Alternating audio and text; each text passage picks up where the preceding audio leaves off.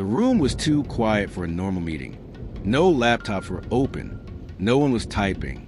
Every employee sat rigid in their chairs with the kind of stillness that only exists when something irreversible is about to happen. The manager stood at the front of the conference room, not beside a screen, not with slides, not with data, just with a printed envelope in his hand, and a tone that already sounded like a verdict. "Before we begin," he said, voice controlled, "everyone here needs to witness what happens when trust is broken in this department."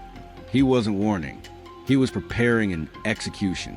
Daniel, the man summoned without explanation, stood alone at the other end of the room.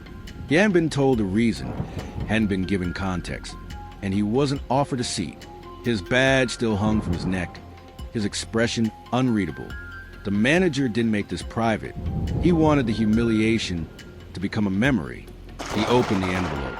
With immediate effect, he read aloud slowly, savoring each word like a prosecutor presenting evidence to a jury. "Your employment is terminated." No build-up, no discussion, no HR representative in the room. Just a public firing. Clean, cold, deliberate.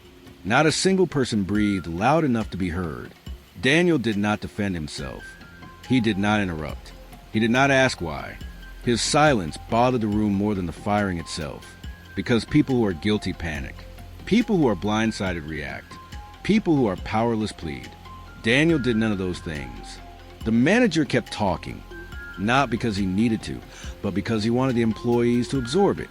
"This," he said, gesturing toward Daniel without looking at him, "is what happens when someone thinks procedures are optional. I will not tolerate negligence or deception under my watch." He turned to the staff, not to the man he was firing. "I expect every one of you to treat this as a line in the sand. If mistakes are made, they will not be hidden. If integrity is compromised, we will not walk out quietly." It sounded less like accountability and more like theater, a staged display of power. Daniel reached up, removed his badge, and placed it on the table gently. Not slammed, not dropped. Placed. It was the kind of calm that doesn't belong to someone collapsing. It belongs to someone waiting. Employees didn't make eye contact with him as he walked out. Not out of fear of him, but fear of what they were not being told. The manager waited until the door clicked shut before he spoke again. "This department moves forward without him. We are done discussing it. Done discussing it. But not done thinking about it, because something was off. People returned to their desks but didn't resume work. The office carried the heavy stillness of a courtroom after a sentence is passed, except no one was sure the right person had been condemned. By midday, the whispers were not about Daniel. They were about the manager. Why was HR not there? Why no documentation? Why invite everyone to watch? Why so sudden? The firing did not close a case. It opened suspicion, and then a second disturbance landed without sound or announcement. HR did not call Daniel. HR called the manager. A single message appeared in his inbox at 2:11 p.m. Report to HR conference room 4 tomorrow at 8 a.m. Mandatory. Do not discuss this meeting with anyone. No subject line. No explanation. People who control outcomes are not summoned like that. He read it 3 times. For the first time all day, his pulse shifted. Then, another blow. Shortly before closing time, 2 employees on his team were separately and quietly invited to speak with HR before end of business. Not about performance. Not about projects. About the firing. People he expected to stay silent were suddenly being asked to recount what they saw. Not why Daniel was fired, but how the manager fired him. And no one told him why he was being investigated. That night, he stayed back in his glass office long after people left, scrolling through his sent emails, approval chains, decision logs, trying to identify what HR could possibly be building. He had fired Daniel to eliminate a threat. Instead, firing him had triggered something larger than the room that witnessed it. When he finally shut off his computer, one thought followed him out of the building like a shadow. HR didn't ask whether he fired Daniel correctly. They asked nothing at all, because they already knew something before today. And that meant the firing wasn't the end of the story. It was a mistake that exposed the beginning of the real one. The manager barely slept. He came in earlier than usual the next morning, not out of discipline, but out of fear disguised as punctuality. HR meetings rarely happen without a paper trail, but this one had arrived like a subpoena. He walked past workstations without greeting anyone. The energy of the floor was different, the kind of tension that forms when people know something you don't. When he reached HR conference room 4, the door was already closed. He knocked once. "Come in." Inside sat 2 people, not the usual HR partner he dealt with for disciplinary actions. These were senior, one from compliance, one from legal. The chair they left for him was not at the table, but opposite it, the seat reserved for someone being interviewed, not consulted. He sat. They didn't smile. They didn't ask how he was. No small talk. No easing in. The compliance officer opened a folder. "We're going to ask direct questions," she said. "We expect direct answers.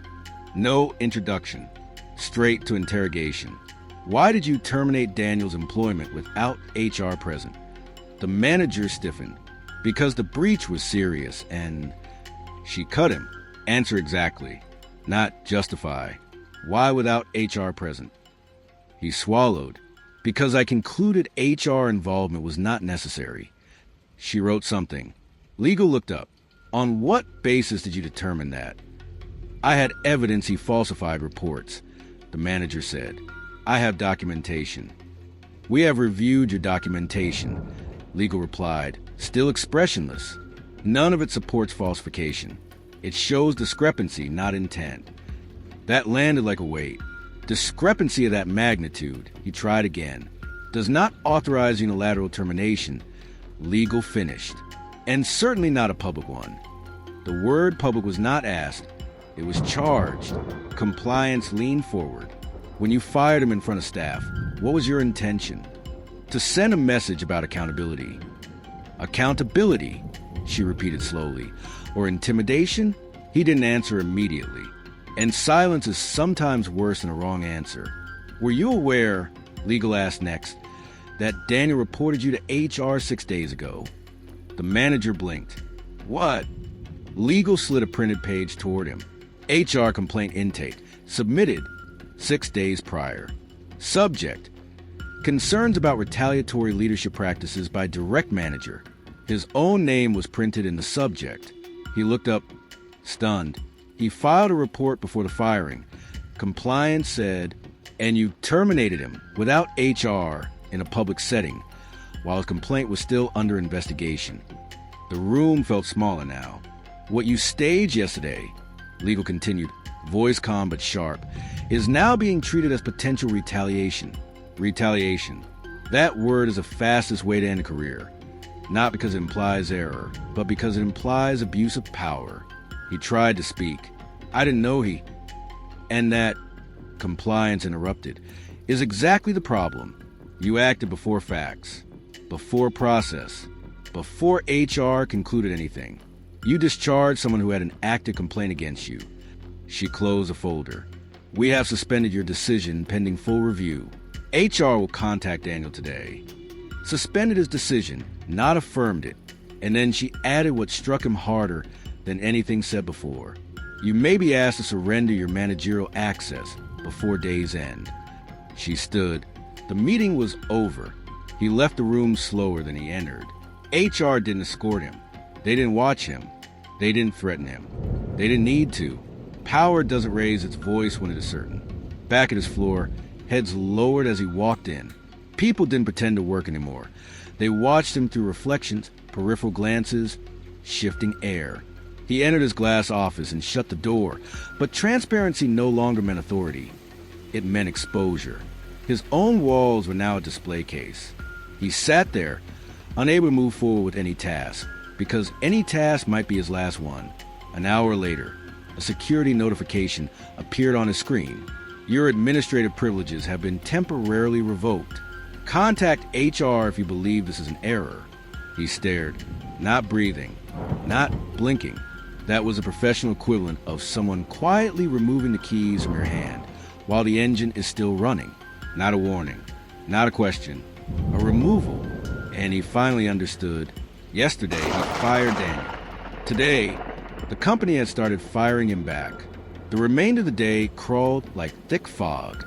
Every sound in his office, the hum of the air conditioner, the distant click of keyboards, the faint ringing of phones, felt louder, sharper, more accusing. He tried to focus on a report that had been waiting all morning, but the words on the screen blurred. Numbers made no sense. Emails he had drafted yesterday now felt like confessions. He thought of Daniel, not the man himself, not with any resentment. He thought of the calmness, the composure, the silence, the audacity of walking out without a single raised voice, without a hint of panic. And then the subtle truth behind it. Daniel hadn't lost control. He had preserved it. The manager had assumed dominance in a staged moment, public, dramatic. But control isn't measured by volume, spectacle, or fear. Control is measured by leverage, foresight, and timing. Daniel had all three. The office felt smaller still. He glanced at his reflection in the glass wall. The image staring back at him wasn't just the face of a leader. It was the face of someone who had misread everything. Every posture, every expression, every reaction had been interpreted through the lens of assumed authority, and he had been blind to quiet calculations around him. By mid-afternoon, HR quietly circulated notices. Not announcements, not memos to the entire department. Just a single line for each relevant person. Please provide any observations regarding the manager's conduct toward Daniel in the last 7 days. Emails landed in inboxes of employees he had thought loyal. Heads of teams who had nodded obediently now sat down with HR. Quiet conversations, questions about tone, procedure, and timing. The weight of inquiry fell invisibly but unmistakably upon him. He checked his phone. No text from senior leadership. No calls from his mentor. Nothing. The isolation was sharp, almost surgical. The day seemed endless. Every ping, every footstep in the hall, every muffled conversation sounded like judgment. And in a way, it was... He went to the executive lounge for coffee. The barista greeted him politely, smiling without warmth. Colleagues passed in the hallway, eyes shifting just enough to avoid recognition, but enough to acknowledge the new reality. The world outside his office was unchanged, yet he felt every corner of it constrict. Around 4:30 p.m., his calendar pinged with a new meeting, HR, closed session. He had already been to one today, but this was separate. He opened the calendar invite. No notes, no explanation, only the room number. The simplicity of it was worse than any dramatics. He walked down the hallway slowly. By now, he was aware of the whispering tension around him, not the whispers themselves, but the sense that others knew something he didn't. The quiet observation of people who had seen him publicly fire someone, who had now witnessed HR's subtle but inevitable response. He entered the room. Same stairwell walls, same chairs, same table. HR director, compliance officer, legal officer. No smiles, no introduction, just the weight of authority and expectation. Good afternoon, the HR director said. Please sit. He sat, hands resting on the table, trying to appear composed. But the quiet, calculated authority in the room made composure impossible. Not because they raised their voices, not because they wielded documents aggressively, but because they had the facts and he didn't. The director opened a folder. We've reviewed Daniel's complaint, your actions yesterday, and the context of your department's procedures. We need to clarify a few points. They walked him through email chains, approvals, and internal records. Step by step, he realized as they spoke that Daniel's silence during the firing wasn't passive. It had been strategic. Daniel had preserved evidence, documentation, and procedural accuracy, while the manager had acted on assumptions and arrogance. Every word HR spoke felt like a scalpel carving away his authority. Not once did Daniel appear. Not once did he speak. Not once did anyone in the office shout, gossip, or record. The power shift was invisible, procedural, inevitable. By the time HR concluded, the manager understood fully. He had attempted to dominate, humiliate, and control in public. And in doing so, had handed the company the opportunity to neutralize him legally and professionally without theatrics. He left the room, the weight of HR's presence lingering, his access privileges temporarily suspended, his credibility quietly undermined. Every step down the hallway reminded him of the misjudgment he had made. That authority could be asserted with volume or display, and that silence, patience, and preparation could dismantle it entirely.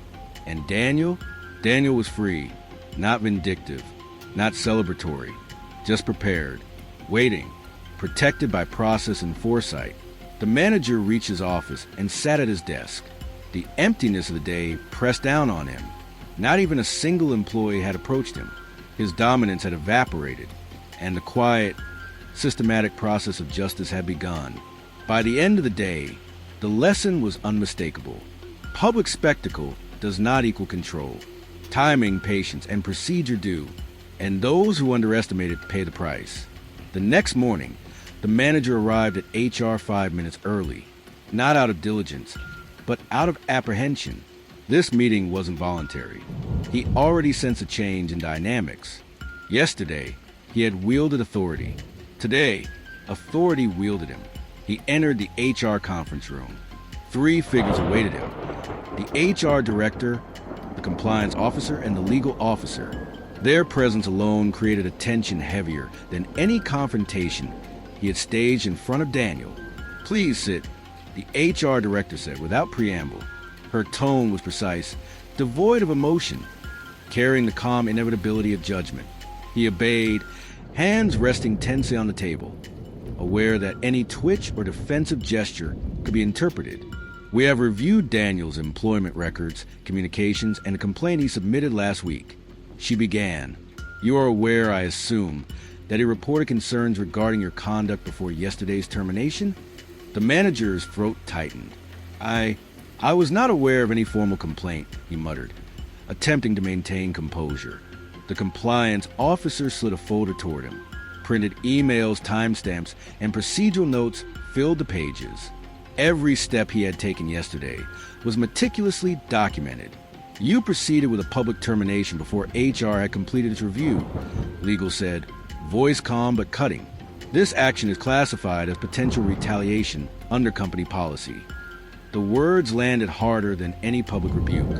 Retaliation, even unintentional, carried consequences that could terminate careers instantly. "Please explain," the HR director continued, "why you chose to handle this matter publicly, without consultation or documentation." I wanted to demonstrate accountability," he stammered, voice cracking slightly. "I didn't think." "You didn't think," legal interjected. "Well, you didn't follow protocol. There's a difference. The procedure exists to protect both employees and management. You ignored it." A silence filled the room, oppressive and complete. He realized with a sinking clarity that he had underestimated the system. His dramatic display of authority had been not just unnecessary, but counterproductive. The compliance officer leaned forward. "Additionally, Daniel had provided evidence supporting his complaint. Emails, approvals, and internal correspondence all indicate that your actions violated procedural compliance. He followed protocol. You did not." He tried to respond, but the words stuck. His mind raced through every interaction from the previous day, every statement he made in front of witnesses, every attempt to assert dominance. None of it mattered. Not a single argument would absolve him. The HR director's next words landed like a verdict. "Effective immediately, your decision to terminate Daniel is suspended. You are placed on administrative leave pending a full review. Security will escort you from the floor until further notice." No dramatic announcement. No humiliation for the staff to witness. Just a clinical, procedural, irreversible shift of power. He rose from the chair, hand trembling slightly. The room's authority didn't need volume or spectacle. It was absolute and invisible. No applause, no cameras, no gossip. Just consequences. Back on the floor, the contrast could not have been more striking. Daniel returned to his desk shortly after the HR intervention, calm, composed, and undisturbed. He did not gloat. He did not whisper. He simply resumed work, following the company's protocols, his credibility intact. The employees around him noticed but said nothing. The lesson had been delivered without theatrics. Meanwhile, the manager's office stood empty, a silent reminder that authority is not defined by force or intimidation, but by preparation, foresight, and adherence to process. By mid-afternoon, HR distributed a brief memo to relevant department heads. Procedural adjustments, compliance reminders, and reporting guidelines. No names, no judgment. The structure of accountability had shifted, leaving the manager exposed and Daniel validated. The manager, escorted quietly by security, understood the full weight of the morning. He had misjudged the dynamics of power, mistook spectacle for control, and attempted to humiliate someone who had already positioned themselves above impulsive retaliation. The irony was absolute. In trying to assert dominance, he had been stripped of it. HR's process had achieved something more impactful than public shaming or viral humiliation could have. It had demonstrated justice quietly, efficiently, and completely. By the end of the week, Daniel was operating under a direct oversight arrangement that ensured both his safety and his career progression. He moved freely, respected by peers and leadership alike, untouched by yesterday's drama. The manager, by contrast, was under formal investigation. His career trajectory stalled, his authority questioned. The moral was unmistakable. Those who attempt control through intimidation or public spectacle risk being undone by preparation, patience, and procedural correctness. Power is fragile when wielded recklessly. And as Daniel walked past the empty office that had belonged to a man who tried to humiliate him, he did so without hesitation. No vindictiveness, no overt triumph, just a quiet, confident assurance that true control never needed to be shown. It had always been his. Weeks later, whispers circulated through the office. The manager's next position had yet to be assigned. HR had implemented stricter oversight on managerial authority, and Daniel's team had never been more productive. Sometimes, the loudest lesson isn't delivered in front of an audience. Sometimes, it's delivered silently, methodically, and leaves no room for reversal.